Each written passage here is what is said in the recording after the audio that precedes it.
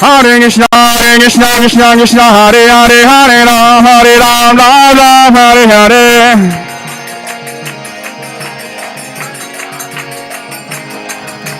Hare Krishna, Krishna Krishna, Hare Hare, Hare Ram, Ram Ram, Hare Hare. Hare Krishna, Krishna Krishna, Hare Hare, Hare Ram, Ram Ram, Hare Hare.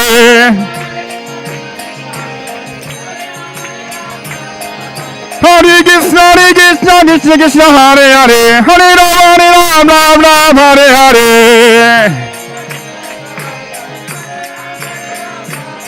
Jai Radha Radha Radha Radha Radha. Jaya Giri Govinda, Giri Govinda, Giri Govinda, Jaya Giri Govinda.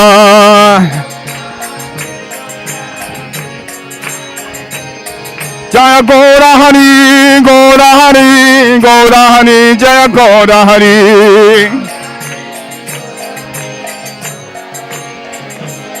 Jaya Prabhupada, Prabhupada, Prabhupada, Jaya Prabhupada. Jaya Jaya Prabhupada, Prabhupada, Prabhupada, Prabhupada.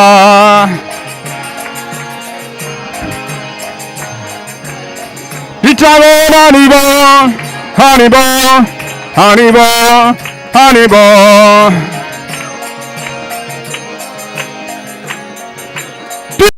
Go, Haribo, Haribo, Haribo, Haribo.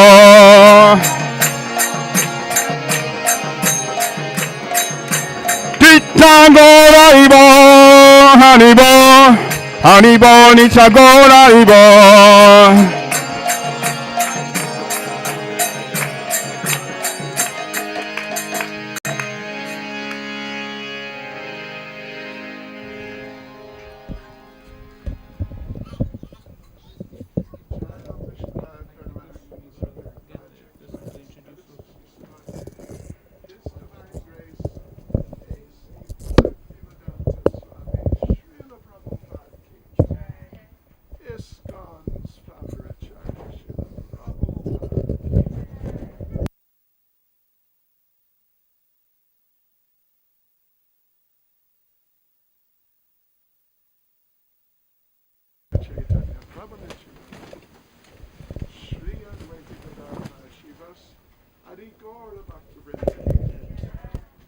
Shri Shri Radha Krishna Gop Govanath Sham Kund Radha Kund Giri Govardhan Shri Vrindavan Dham Ki Shri Mayapur Dham Ki Shri Jagannath Puri Dham Ki Shri Shri Radha Radhanath Ki Shri Giri Govardhan Ki Shri Chaitanya Mahaprabhu Ki Shri Gopurnima Mahotsava Ki Gopremanande.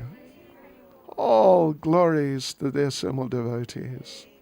All glories to their assembled devotees. All glories to their assembled devotees. All glories to Sri Guru and Sri Gauranga.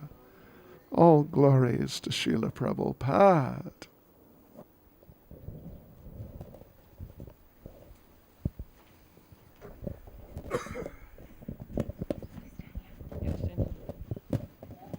Hare Krishna, everyone.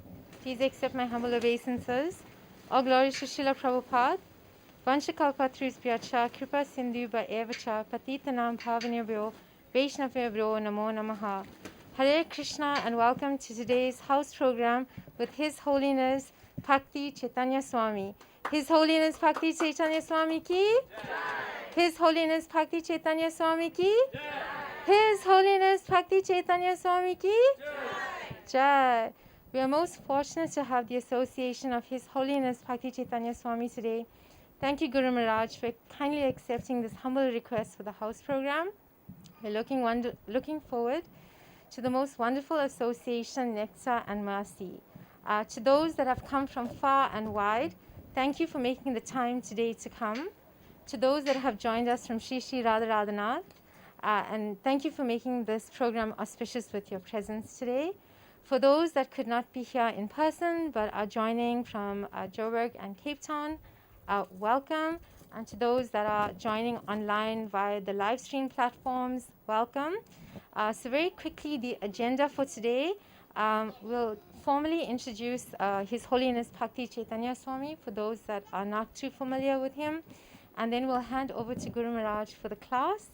And Guru Maharaj, if it's okay, if there's any questions at the end of the class, I will send around a pen and paper. And then we have a short surprise after that for everyone, a closing vote of thanks, and then Arti and Kirtan, followed by Prasadam packs. So about His Holiness Bhakti Chaitanya Swami, Maharaj hails originally from Auckland, New Zealand, and he first met A.C. Bhaktivedanta Swami Prabhupada, the founder of ISKCON, in 1972, when, as a philosophy student at Auckland University, he had first seen his future spiritual master walking across the campus with his followers. A year later, in early 1973, Guru Maharaj joined ISKCON in London and received initiation from Srila Prabhupada with the name Raghubir Dasa. He lived in the temple ever since and has been involved in all the activities of the Sankirtan movement, including the distribution of books, serving as temple president, Sankirtan, and much, much more. 11 years later, in Mayapur, the order of sannyasa was awarded to Bhakti Chaitanya Swami, who is now an initiating spiritual master for many devotees around the world. In 1980, Guru Maharaj came to South Africa and spread the holy name.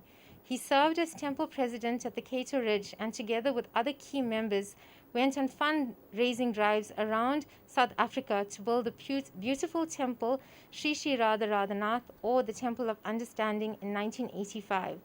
Currently, Bhakti Chaitanya Swami serves as the head of ISKCON worldwide on the governing body council, the GBC, and is also the current head of ISKCON South Africa. His permanent base is in Durban, where his gentle and saintly presence provides stability to all of us here. Thank you again, Guru Maharaj, for your kind presence today. Hare Krishna.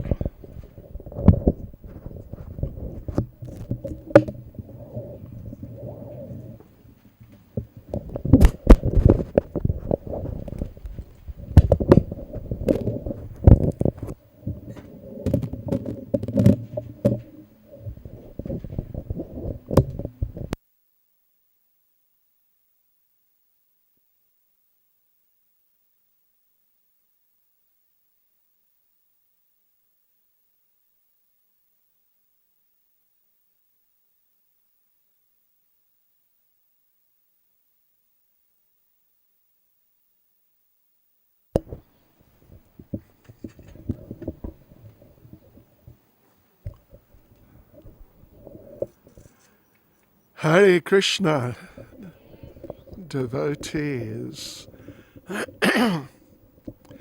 Well, it's very nice to be here with you all at Radha Thakurani's place.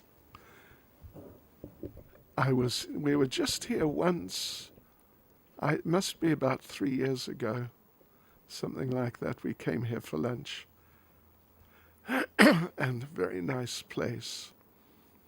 So, devotees, you know what? Today, you know what we're going to do? We are going to say some things about Lord Chaitanya, Sri Chaitanya Mahaprabhu Ke. Because on Friday, it's Friday coming, is Gopanima, the appearance day of Lord Chaitanya. He appeared in this world. Friday will be, well, it was 1486 according to our calendar. So what does that mean? It's going to be 36 years, is it? Something like that. 36 years? 1486, yeah. Yes, so very auspicious, wonderful time. And it's nice to, over the days leading up to the festival, it's nice to focus on Lord Chaitanya and get into Chaitanya consciousness. Yes. Okay, so let us begin. Nama Om Vishnupadaya Krishna Prestaya Bhutale Shrimati Bhaktivedanta Swaminiti Namane Namaste Saraswati Deve Gauravani Pracharne Nirvishesha Shunyavadi Paschatya Deshatarne Sri Krishna Chaitanya Prabhu Nityananda Shri Advaita Gadadha Shivas Adi Gaura Bhaktavrinda Hare Krishna, Krishna Krishna, Hare Hare, Hare Rama, Rama Rama, Hare Hare. Vanchakalpatarubhyascha kripas sindhubhya evacha, patitanam pavanebhyo vaishnavebhyo namo namaha. Can we just give it a little more volume? That's the struggle for my voice. Yes, so, okay, that's better, thank you. So, devotees, I thought today we could focus on, you could say, a particular aspect of Lord Chaitanya's pastimes and his mood and like that. Yes, and that is how Lord Chaitanya didn't appreciate anything if there was no bhakti, if there was no devotion there. But if even just some otherwise you'd think unqualified person had some bhakti, some devotion, some love for the Supreme Lord, then Lord Chaitanya would just be so extremely pleased with that person.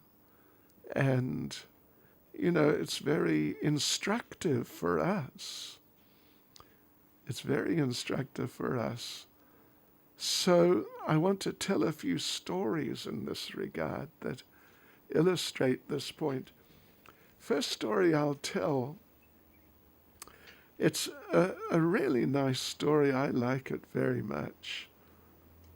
It's a little excerpt, just a little part of Lord Chaitanya's Mahaprakash Lila. Mahaprakash literally means the great enlightenment. And what happened was, just the background is that Lord Chaitanya, he, up until sometime after his father left this world, Jagannath Mishra, up until that time, Lord Chaitanya was not showing himself as a devotee, or what to speak of the Supreme Lord. He was just, actually, he was more or less like a very brilliant, just incomparably brilliant, but very arrogant young scholar who particularly he studied Sanskrit and the intricacies of Sanskrit, which are really quite something. And he was expert at that, and he would just tear people to shreds in debates and discussions like that. So, but then his father passed away, and Lord Chaitanya went to Gaya to do the last rites for his father. That's a great tradition in India. So Lord Chaitanya went there, and he met Ishvara Puri, great devotee, who he had actually met before and been very impressed with. So he met him again in Gaya, and he took initiation from Ishvara Puri, and then just very shortly after he returned to Navadvip, where of course where he appeared and where he performed all his pastimes at least up till about the age of 24. But then when he came back from Gaya, having received initiation, then Lord Chaitanya became like a completely God-intoxicated person. This is the most incredible, amazing devotee. So, but then one day, not long after at all, just one day at the house of Srivas Thakur, Lord Chaitanya called all the devotees assembled. Then he called them one by one and explained to them how they had been in his association in his previous incarnations, and even how there had been special exchanges with him at this time in his appearance as Lord Chaitanya. So during that Mahaprakash Leela then, Lord Chaitanya was emphasizing, well, he called Haridas Thakur. Haridas Thakur was a great devotee, but he was from a Muslim background.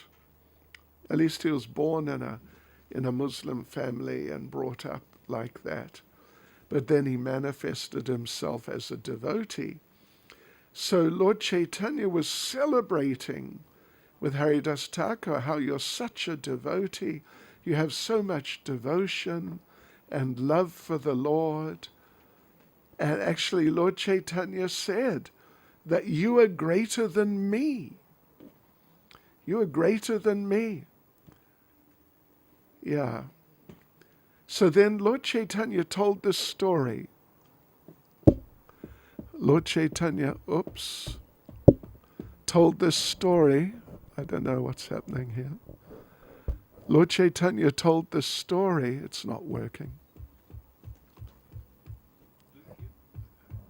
Is the speaker working? Okay. So Lord Chaitanya told this story about, well, let me just tell you the story. It's a really good one. It's one of my favorites, actually. It really is. So Lord Chaitanya's emphasizing about the need for devotion and the Lord, the Supreme Lord, because he is the Supreme Lord, but he's presenting himself as a devotee. So Lord Chaitanya told a story of Lord Krishna. Lord Krishna with his cowherd boyfriends entered Mathura. Krishna left Vrindavan, Akrura came and picked him up from Vrindavan, and then Lord Krishna came with the cowherd boys, particularly Nanda Maharaj, some of the cowherd men also, but particularly the cowherd boys. And they're walking through the streets of Mathura when suddenly they met a washerman, a laundryman, who he had like a big basket which he was carrying like this, Is it the battery?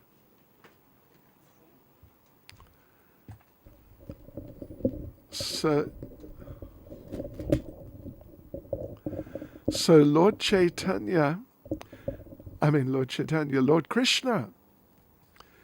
Krishna met this laundryman who was actually the laundryman of King Kamsa.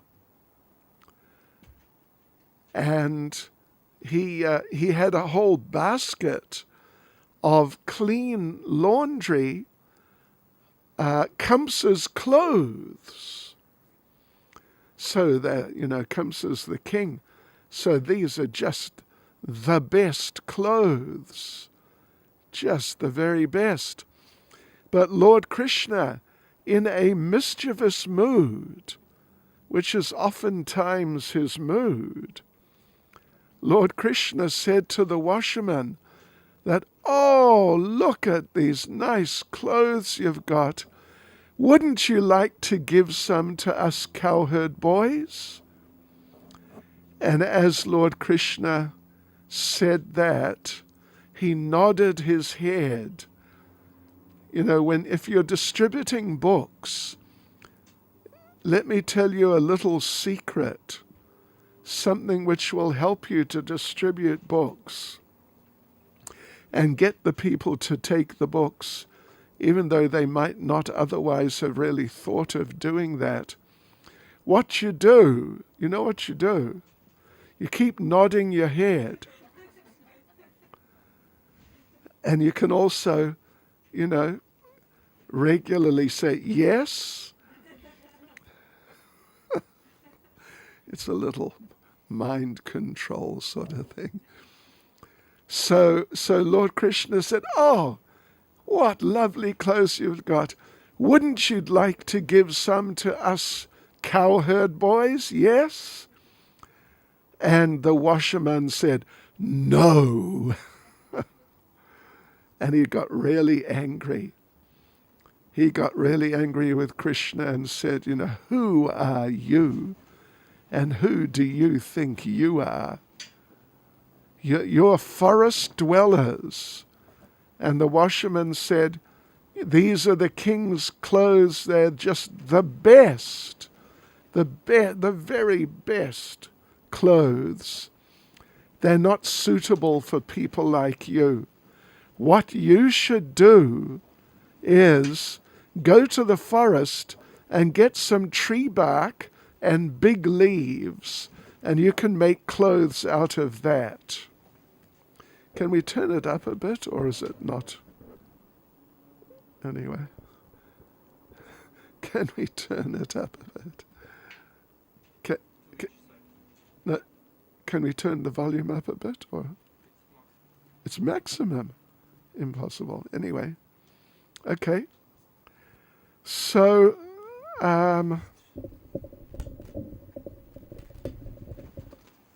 Lord Krishna, the washerman said, "Yeah, you just go into the forest, get some big leaves and tree bark. That's suitable for you." And that was a mistake. Lord Krishna did not appreciate that. So Lord Krishna slapped him in the face. What we call in Chatsworth, he gave him a "what's happened?" What's happened? But not just your ordinary everyday "what's happened." The Lord hit him, and the man's head fell off. Wow, look at that. So that was the end of the washerman. And Lord Chaitanya is telling the story to the assembled devotees. So he tells the little story, and then Lord Chaitanya adds just a little sort of element to the story. Lord Chaitanya says that actually this washerman, he had performed severe austerities and penances for hundreds of lifetimes, just so he could see God. And here he is now. He saw God. But when he saw Krishna, he offended him. So like this, even though this man, he got to see God, but it didn't really help him because he had no devotion. He had no devotion. He had just done some austerities and things like that, which can't help you develop love for the Lord. So this is one example of Lord Chaitanya emphasizing this point, how important it is to really try to develop bhakti, to develop devotion, to develop some love for the Lord. So that's what I want to just focus on a bit today. And the next little story I want to tell you, it's a nice one. It's another very nice one. In Navadvip, where Lord Chaitanya appeared and where he was living, in Navadvip,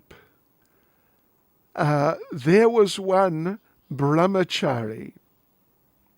And this brahmachari was very, very strict. A very, very strict brahmachari. In fact, he was so strict, devotees, listen to this, he lived only on milk and fruit, nothing else.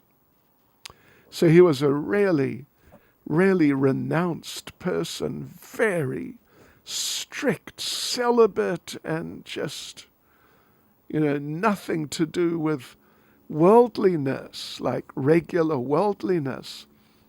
So Lord Chaitanya had started his nocturnal kirtans, they're called his nocturnal kirtans, all night, from sunset time, whatever that might be, 6 or 7, through the entire night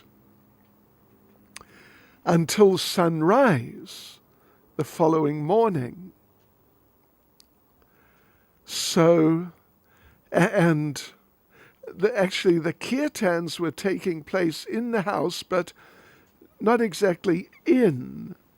There was a courtyard in the center with rooms around the courtyard, like fairly substantial courtyard, and the kirtans would take place in the courtyard.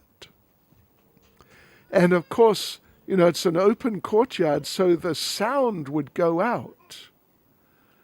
The sound would go out, and people, loads and loads of people from just all around, because Navadvip was like a city. They would hear the kirtan, and it would be really spectacular kirtan.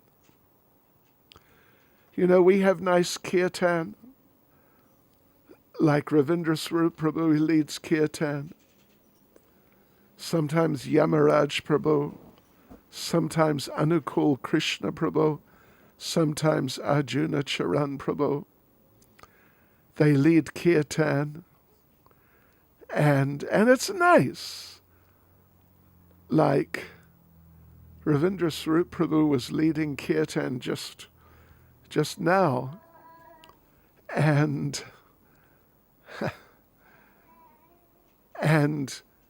as sometimes happens, he was going so fast, he kind of left everyone behind. Super fast kirtan at the end. So that these kirtans in the courtyard of Srivas Thakur, these kirtans were just completely from another dimension altogether. Just incredible kirtans. We've never experienced kirtans like that before. So the people would hear the kirtans, and the people, but they couldn't see because they're going on in the courtyard. And there was always a guard on the door.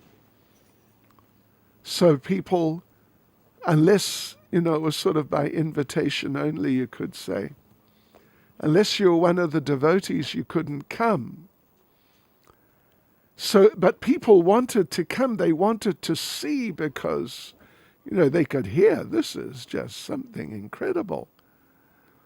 So there was this one brahmachari we mentioned, very staunch, very strict, extremely strict. He was living on milk and fruit alone. So, but he wanted to come in and witness the kirtan. But there was a guard on the door. So he happened to know Srivas Thakur. So he asked Srivas Thakur, excuse me, just so I can sort of speak into the microphone a little more directly. So he knew Srivas Thakur. So one day he asked Srivas Thakur, can you please let me come into your house so I can witness this kirtan? I really want to see this kirtan. So Srivas Thakur, the fellow asked a couple of times over some days, and each time Srivas Thakur refused him. But finally the fellow was so persistent that Srivas Thakur said, all right, you're so pious and so strict and so morally upright that I think it'll be okay.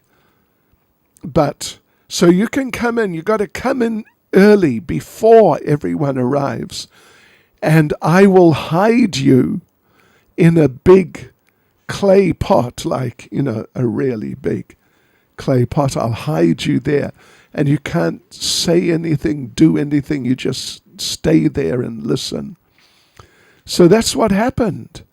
The brahmachari came early, and Srivas put him in the pot, and he was there. And the kirtan began, and it was really as usual. Well, actually, it wasn't quite as usual. It was nice, but it wasn't like super spectacular as the kirtan usually was. So Lord Chaitanya, after a little while, maybe half an hour, Lord Chaitanya stopped the kirtan and said, something's wrong. He said, I think there's a non-devotee here. Someone who's not a devotee, like a materialist. And he asked Srivas, did you let someone in, some non-devotee? And Srivas initially said, no, of course not. So Lord Chaitanya said, all right then. And the kirtan continued.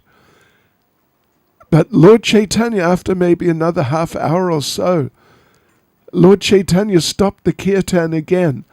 And Lord Chaitanya said, I'm just not feeling the usual ecstasy. I just can't get into it like I usually do. There must be a non-devotee here. And he went to Srivas Thakur and told him, there's a non-devotee here. Where is he?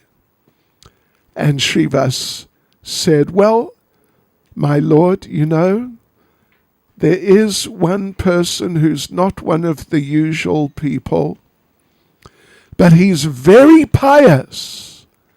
He's a staunch brahmachari, and he's so strict. He lives on only milk and fruit. So I thought it would be all right because he's so pious and like that. So Lord Chaitanya got so upset. Let me just read something that he said. He said, right now, this very moment, take him out of this house. What spiritual sadhana does he possess that enables him to see my dancing? How can he develop devotion to me simply by drinking milk? The Lord dramatically raised his arms and pointed his finger to make a point and continued, just by drinking milk, no one can attain me. But even a low-caste dog-eater can claim me if he takes full shelter of me and develops love for me. I will then accept him. A person may be a sannyasi, a renunciate without any worldly attachment, but if he does not surrender to me, if he does not develop love for me, then I do not favor him. Tell me, how did Hanuman, a monkey, become accepted by me?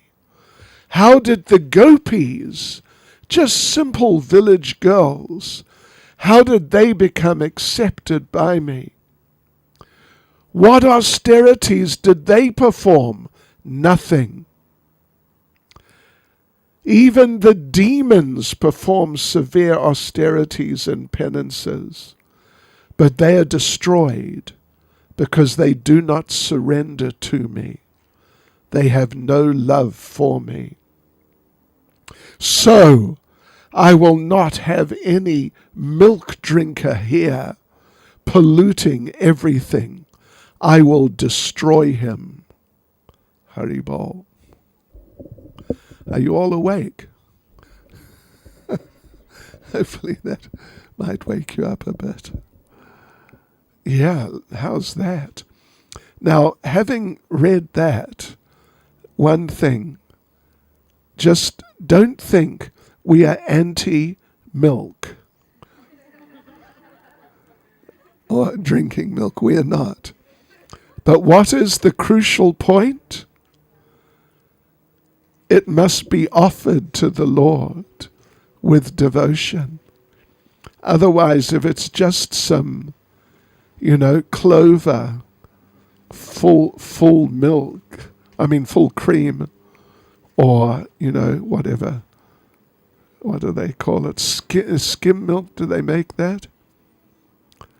Yeah, no, it doesn't qualify.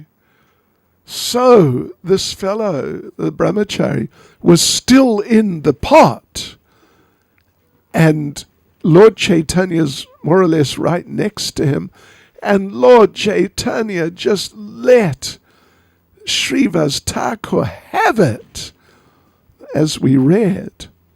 And Srivas was just, he was really feeling bad. And the brahmachari was trembling with fear, because Lord Chaitanya said, I'll destroy him. So he didn't know what's going to happen. But as he's there in the pot, listening, he's remembering the kirtan that he's heard, because he's already been there for an hour while the kirtan's been going on, and it's just like super duper. What did they say? Supercalifragilistic expialidocious, right? Even though the sound of it may be something atrocious. The Sound of Music, Julie Andrews, from my childhood. Yeah. So this brahmachari still in the pot, having heard this, chastisement that Shivas got from the Lord. The brahmachari thought, I'm finished, I'm totally finished. But at least I heard the kirtan. That was the most wonderful experience of my life. I think that this is just the high point of my life, of many lifetimes. To get this mercy, I can't believe it. So like this, he started to manifest a devotional mood. Having heard the kirtan and appreciating the kirtan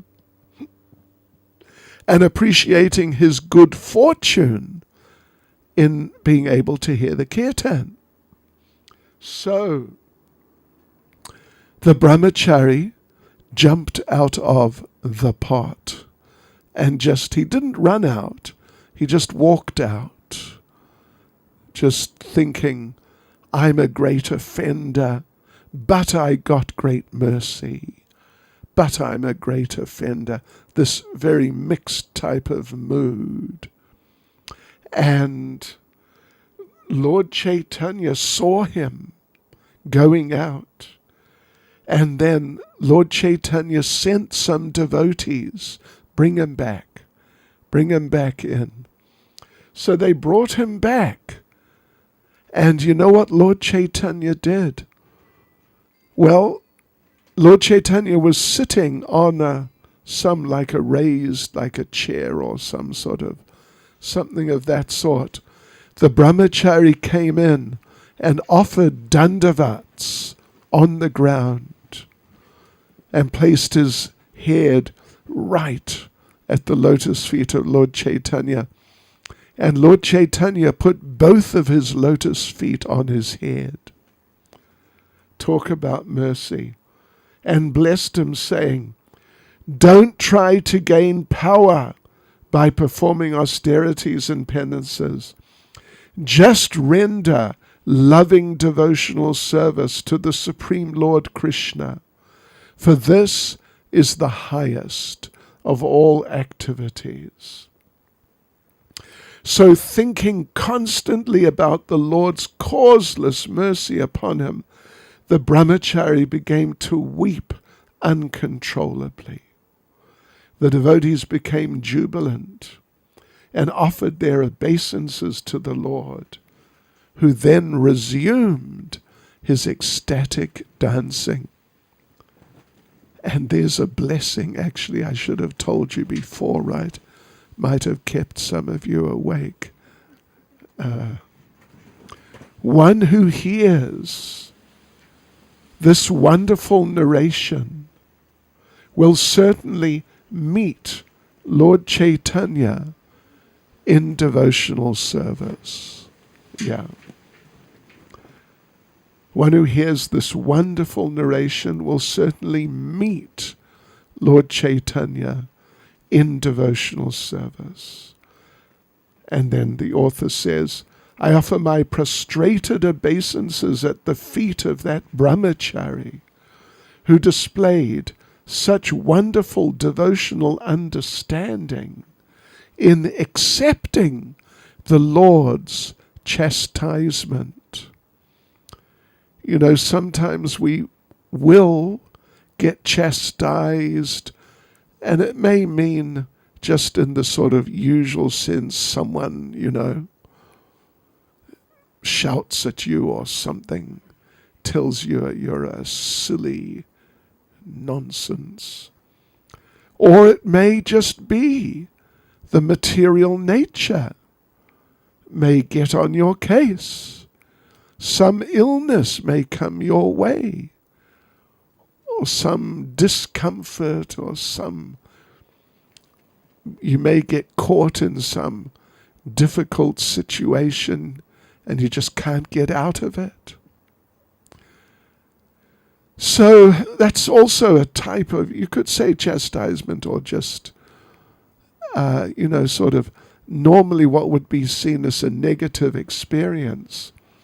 But if we can accept such things as the mercy of the Lord, and not get into some, particularly not get into some sort of doubting Krishna and challenging Krishna and chastising Krishna.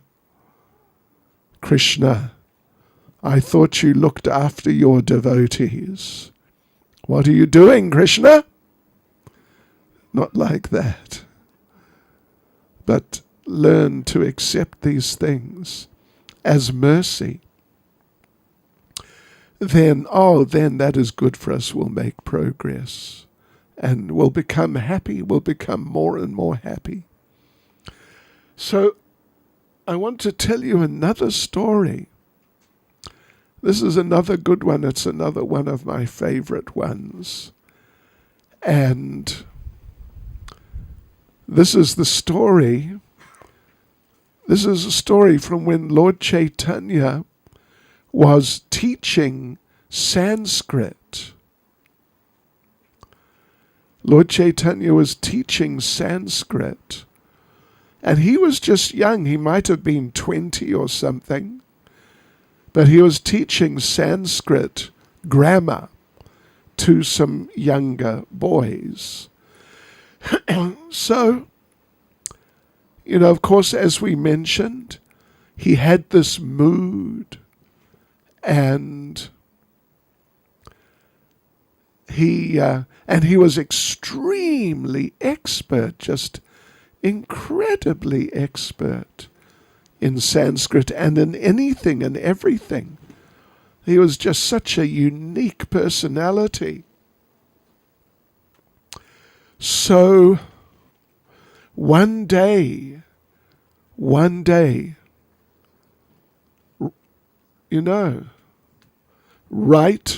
a question. Prabhupada once, I was told, at the end of the class, asked if there are any questions. There weren't. Prabhupada said, this generally means one of two things. Either you know everything, so you got no more questions, or you're too stupid to think and come up with, yeah. So, okay, so there was Lord Chaitanya. He was teaching to his group of young men, young boys. And one day, a great, what they call Digvijay Pandit. Pandit, he's a scholar, Brahmin scholar. And Digvijay, Dig means the directions, north, east, west, and south. The directions. Vijay, he's victorious in all the directions. He's just victorious everywhere. So yes, the scholar came to Navadvip. He'd already defeated all the main scholars, just all over India. But Navadvip was famous as a place of learning. So he hadn't been there, so he came because he wanted to defeat the famous scholars of Navadvip. So he came with like an entourage, and people knew he's coming, he'll be here tomorrow. This fellow is coming. Wow, what's going to happen? Because the practice of such people was that they would challenge other scholars to debates. And if they defeated that other scholar, or sometimes groups of scholars, if they defeated them, then those defeated scholars would have to become their disciples. and just surrender to them. So the word spread. He's coming. He'll be here tomorrow. He'll be here very soon. And devotees, you know what happened? Suddenly, all the Navadvip scholars found out they had other urgent engagements elsewhere, out of town. So they all said, yeah, right, got to go, we'll be back, later. So they all left town because they didn't want to be defeated and embarrassed and everything. So the only one left was Lord Chaitanya. At the time he was known as Nimai Pandit. So this scholar, actually his name was Keshav Kashmiri. He was looking around, where are all the scholars, where are all the Brahmins, the Pandits, the Sanskrit experts, where are they? And someone told him, well, they all suddenly had urgent engagements elsewhere and they left town and they'll be back, later. So this fellow was looking around, walking around Navadvip, trying to find at least one scholar. And sure enough, the only one was Lord Chaitanya, was Nimai Pandit. So the scholar thought, look at him, he's practically a boy. How can I debate with a boy? But he's the only one. Okay, so I got to do it. So he walked up in a very sort of pompous way while Lord Chaitanya was instructing his students. And he just walked in and sort of announced himself and just kind of took over, because that's the sort of person he was. And he said, it's actually in Chaitanya Charitamrita, he said, oh, are you Nimai Pandit? The Lord said, yes, that's right. And Keshav Kashmiri said, I have heard you are expert in beginner's grammar. Beginner's grammar means like A, B, C. What's next? D, E. You know what I mean? Beginner's grammar. Yeah. So I heard you're expert in beginner's grammar. In other words, it's an insult. It's really just, he's just being pompous and just arrogant and proud. And Lord Chaitanya responded, Nimai Pandit responded, my dear sir, I am not on the level of your lowest disciple's disciple. So, what can I say? And Keshav Kashmiri said, well, at least you're honest. And did you get that? Or did it go over your head? In other words, he's really being just horrible. And then he said, Nimai Pandit, I'd like to just teach you, show you something, what I can do. And Lord Chaitanya said, oh, my dear sir, we would just be so honored if you could demonstrate your eloquence to us. It would just be the most wonderful thing. So what Keshav Kashmiri did is he composed on the spot, as they say, extemporaneously, just on the spot, out of nowhere, 100 verses in Sanskrit, glorifying the river Ganges. And he just, it's not like he composed them, he wrote them down, and then he recited them. He just composed and recited simultaneously. And it says he was reciting just like the blowing of the wind. You saw how the wind was blowing earlier, right? I almost had this thing on my head. So it was like that. He, just like the blowing of the wind when the wind's really blowing.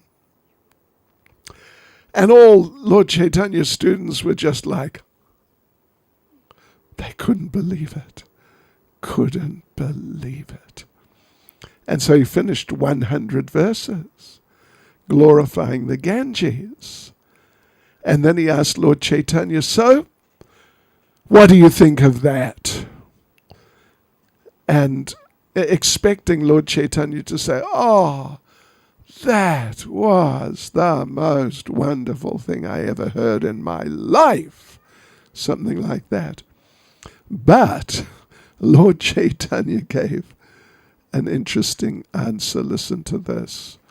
Lord Chaitanya answered that it was really nice, except for the mistakes. Except for the mistakes, it was really good.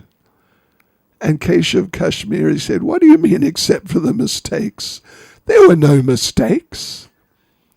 And Lord Chaitanya said, no, there were many mistakes. In every verse there was mistakes. And Keshav Kashmiri said, no. Prove it. And Lord Chaitanya recalled from memory, having heard the verses, all 100 of them, only one time. He recalled one verse verbatim and pointed out a number of the faults in it. And there's one particularly, a famous one. In that particular verse, Keshav Kashmiri described Durga, who is the wife of Lord Shiva. And of course, Lord Shiva, the Ganges is coming. He catches the Ganges in his hair, and then it comes out as like a spout sort of thing. So Lord Shiva's very much connected with the Ganges.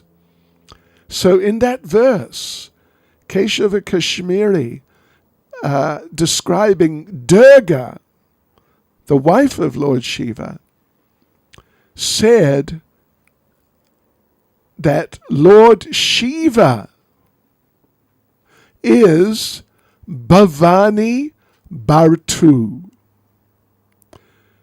Now, Lord Shiva, one of his names is Bhava. Bhava. We actually read it just not some days ago in the class, I think. Yeah, just recently. Bhava. And Durga, who is his wife, one of her names is Bhavani.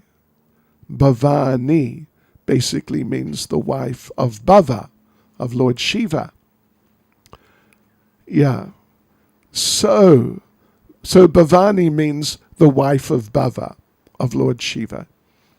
But in this verse, Keshav Kashmiri described Lord Shiva as Bhavani Bhartu. Bhartu means the husband. So in other words, Bhavani Bhartu, what does it mean?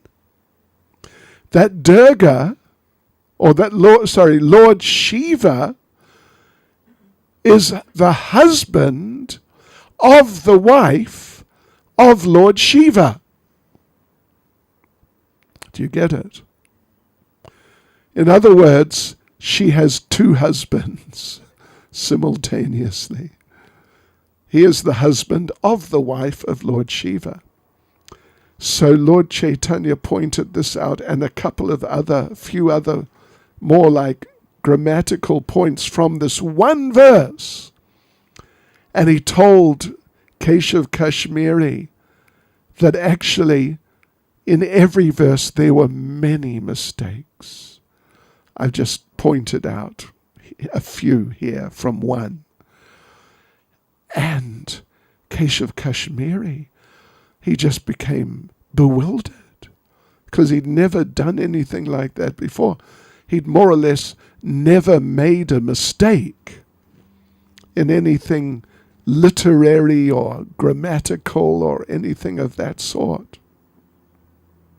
He was just so super exceptional. So he became bewildered and he started sort of panicking. But then he got the idea, I must recover the situation. So what I'll do, I will speak something else very clever. And then, they'll forget about this Bhavani Bharatu and other mistakes, and they'll accept me as being great. So he started talking, trying to say something clever. But what came out was sort of like double Dutch. You know what double Dutch is? Afrikaans. Not exactly, but no Afrikaners here. Sorry. Like the Dutch language, non-Dutch people sometimes call it marbles, because it sounds like you're trying to speak, but your mouth is full of marbles. So he started trying to speak something clever, but out came this rubbish, like blah, blah, blah, blah, blah. And Lord Chaitanya's students, they looked at him like, wow, what happened to you? And then he himself realized, wow, I'm speaking some craziness. And he stopped. And actually, Lord Chaitanya's students started laughing.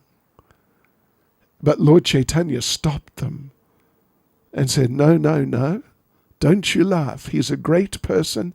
He's just having a bit of a bad day. So, just go easy on him. So they became quiet. But devotees of the Lord, you know what happened next? Keshav Kashmiri, he wouldn't give up. He tried again to speak something clever. And again it was the same, just rubbish. Total nonsense came out of his mouth. And Lord Chaitanya's students started laughing again. And this time Lord Chaitanya did not stop them. So they laughed. And there was this big man, he's never been defeated in his life. And he's never spoken anything except like perfect Sanskrit and very rhythmic and meaningful ways, and highly sophisticated.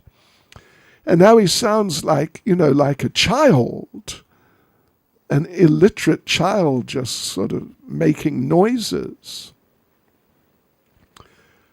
So Lord Chaitanya came and pacified him and said, why don't you just relax? And why don't you go home and take rest, actually? You've been traveling. Maybe you're tired. And, don't worry. Just don't worry. So Keshav Kashmiri left.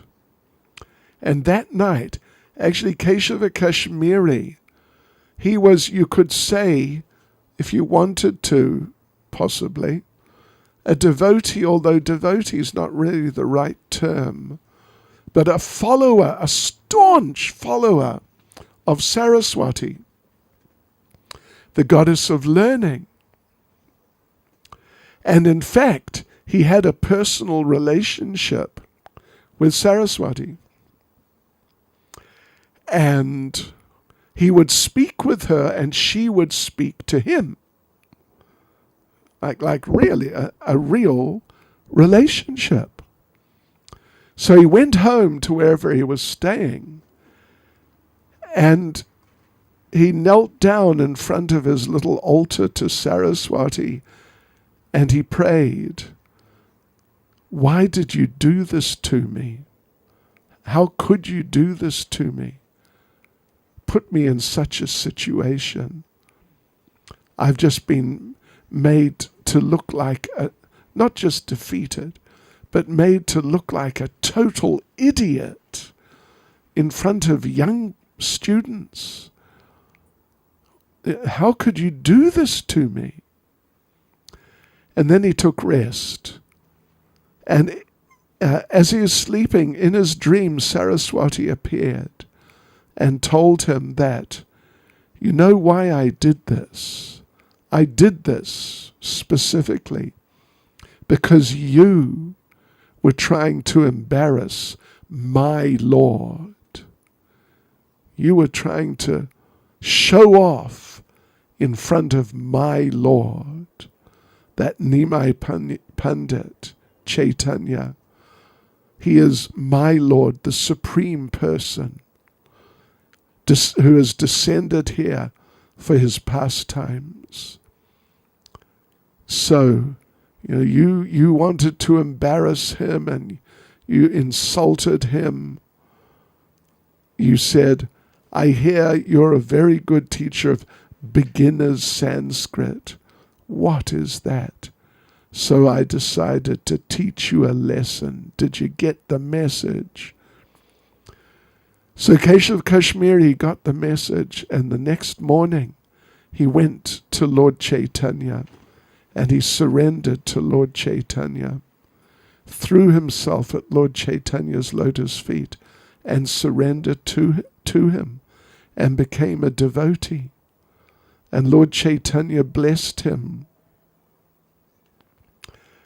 and gave him mercy, and Keshav Kashmiri became a great devotee. And then he left Navadvipa and went on pilgrimage.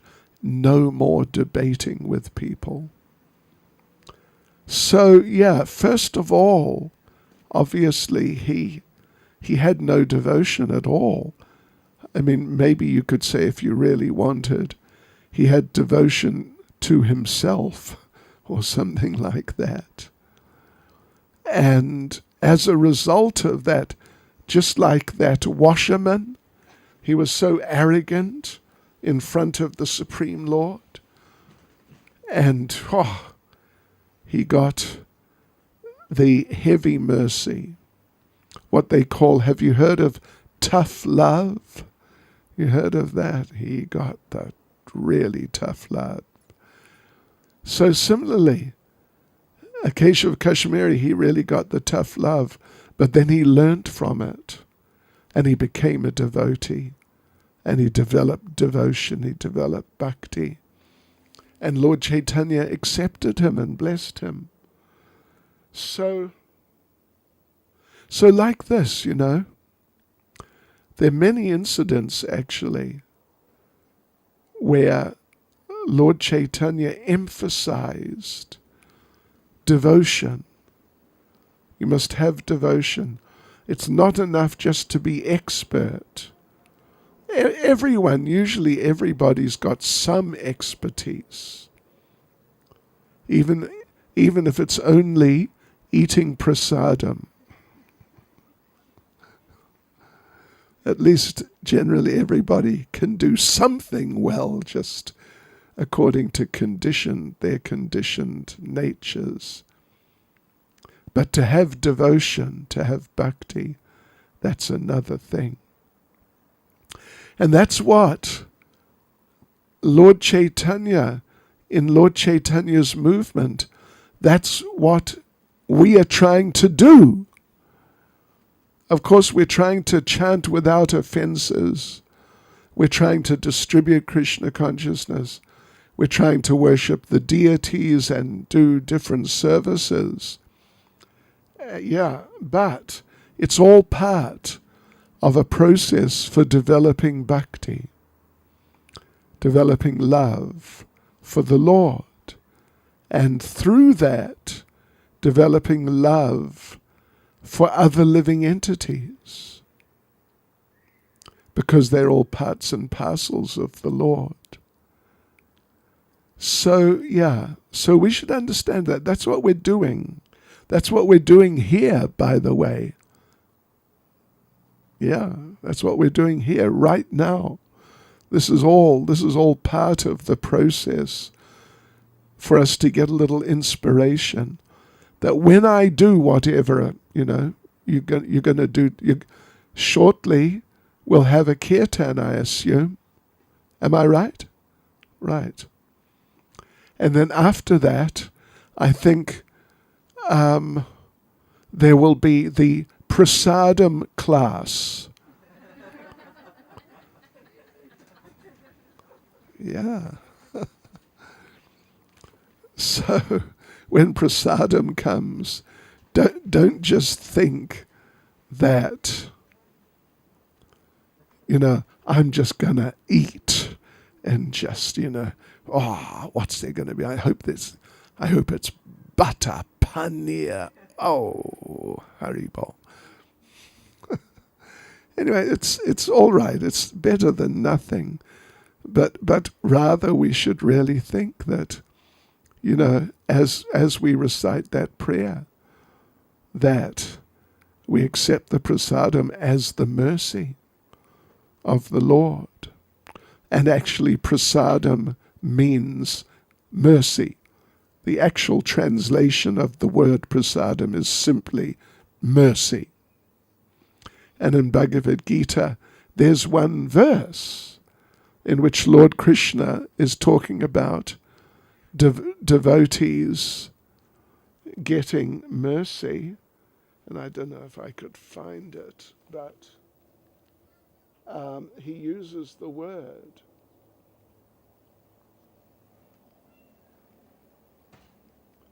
prasadam, and he's not talking about butter paneer.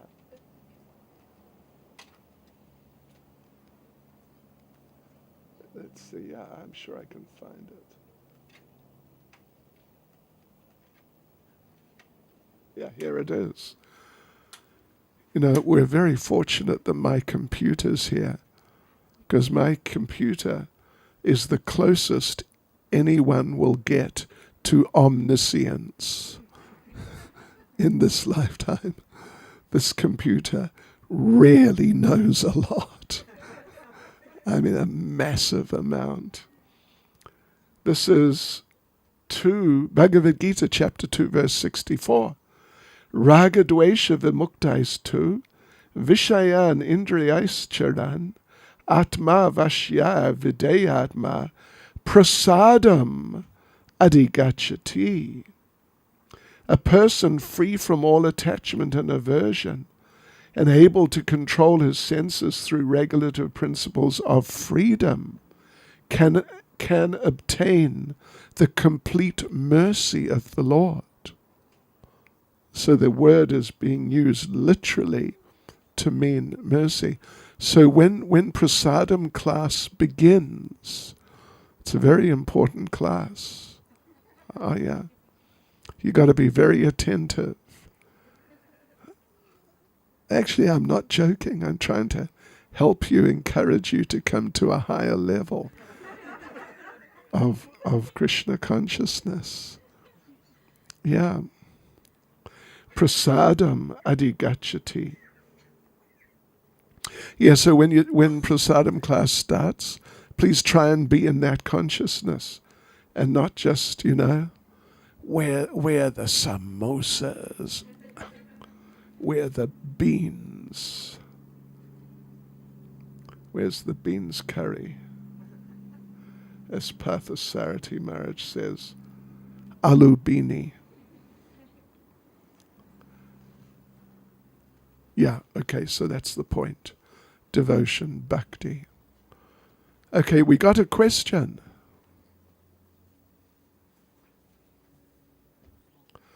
Look at this suddenly.